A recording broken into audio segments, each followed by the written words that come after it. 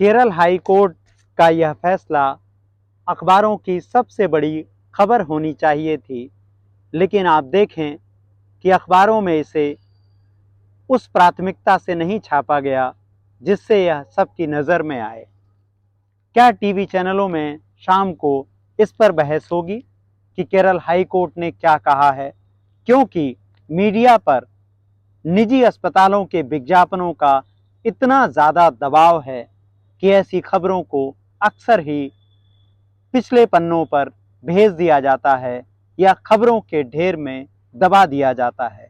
Kerala high court ने कहा है, इमरजेंसी की हालत में पहले भुगतान न करने पर अस्पताल इलाज से मना नहीं कर सकते।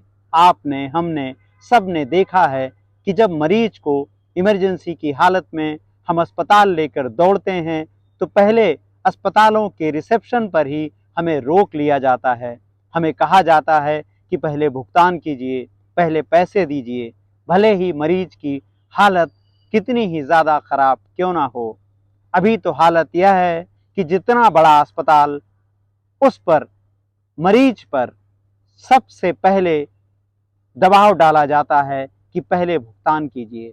छोटे अस्पतालों में शायद थोड़ी बहुत मानवता बची है, लेकिन जितना बड़ा अस्पताल, वहाँ पैसे के भुगतान का दबाव उतना ज़्यादा।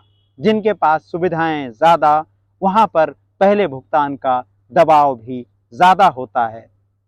क्या हम उम्मीद कर सकते हैं कि केरल हाई कोर्ट का यह फैसला आगे चलकर सुप्रीम कोर्ट की तरफ से भी आगे बढ़े और अस्पतालों में यह नियम बन जाए कि क्रिटिकल हालत में यानी इमरजेंसी की स्थिति में अस्पताल मरीज के परिजनों पर दबाव नहीं डालेगा इलाज से पहले पैसे के लिए? याद रखिए, भारत के संविधान में नागरिकों को एक कल्याणकारी राज्य का वादा किया गया था। इसीलिए बड़े पैमाने पर नेहरू के ज़माने से जो सरकारी अस्पताल खोले गए, एम्स खोले गए, देश भर में सरकारी अस्पतालों की श्रृंखलाएं खोली गईं, नेहरू के बाद अब मोदी के ज़माने तक कैसे वो सारे के सारे सरकारी अस्पताल लगातार जर्जर होते जा रहे हैं।